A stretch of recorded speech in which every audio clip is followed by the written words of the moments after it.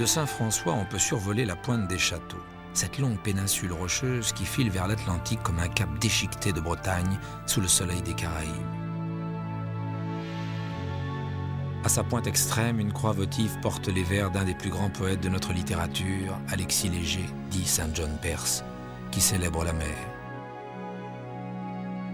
Mer magnanime de l'écart et mer du plus grand laps où chôment les royaumes vides et les provinces sans cadastre.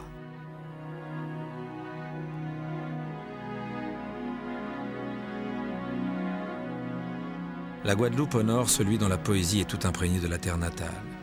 60 années séparent l'enfance créole de Saint John Perse de la consécration, le prix Nobel de littérature qu'il recevra en 1960. Dans le musée de la maison Souk Pagès, Sylvie Tersan continue de rassembler des souvenirs liés à son œuvre. Cette maison est quand même située dans le quartier dit historique de Pointe-à-Pitre et c'est le quartier de l'enfance de Saint John Perse, enfin d'Alexis Léger dirons-nous, puisque son père était notaire et avait une étude qui était dans la rue d'à côté. Donc tous les jours, il passait devant la maison du directeur de l'usine pour se rendre à son collège qui était le lycée Carnot. Donc c'est des lieux qu'il a fréquentés, il a certainement passé sa main sur les grilles de la maison et même s'il n'y a pas vécu en fin de compte, c'est un lieu qui lui était cher.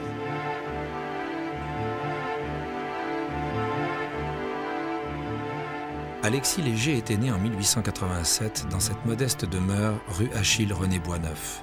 Entouré de ses 3 sœurs, il avait fréquenté l'école des Pères, puis, comme l'élite guadeloupéenne de ce début de siècle, le lycée Carnot, dont la cour s'orne encore de manguiers centenaires.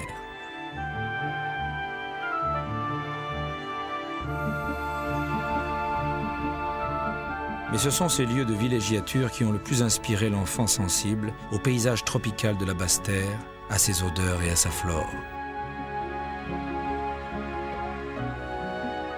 C'était d'abord près de Capesterre l'habitation Bois debout, où il se rendait pour les vacances.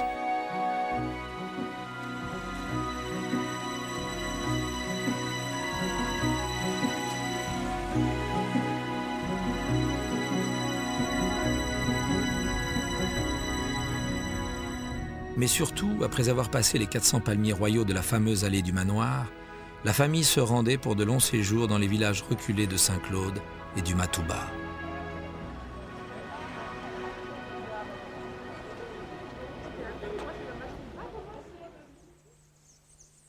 Destination l'habitation La Joséphine, noyée dans l'exubérance d'un immense jardin botanique.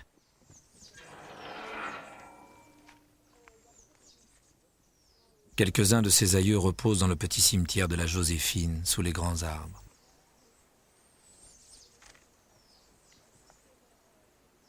Ravagée par un cyclone, la propriété commence à revivre grâce aux efforts de Solange Voisin et de sa famille. C'était une maison très simple en bois, qui était une maison essentiellement de vacances où toute la famille se réunissait. Les jeunes étaient très nombreux, ils ne dormaient pas dans la maison qui était finalement très petite. Ils étaient dans les boucans, le boucan à café, le séchoir à café derrière, il y en avait un autre. Il y a le boucan des garçons, le boucan des filles. Et cette maison était très chaleureuse, les jeunes aimaient s'y retrouver et je pense que c'est ce qui a marqué Saint John Perse, c'est qu'il n'est jamais revenu à la Guadeloupe, mais dans certains de ses écrits on retrouve vraiment cette atmosphère qui est très paisible, qu'on peut ressentir à la Joséphine.